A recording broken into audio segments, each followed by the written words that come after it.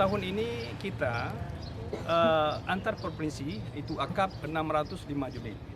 Sementara sejenis L300 itu AKDP sebanyak 3.300 unit. Sedangkan truk itu hampir 3.400 unit kita siapkan. Mudah-mudahan tahun ini tidak ada yang tidak terangkut. Mudah-mudahan harapan kita semua. Seperti misalnya kita lihat adalah kelangkaan misalnya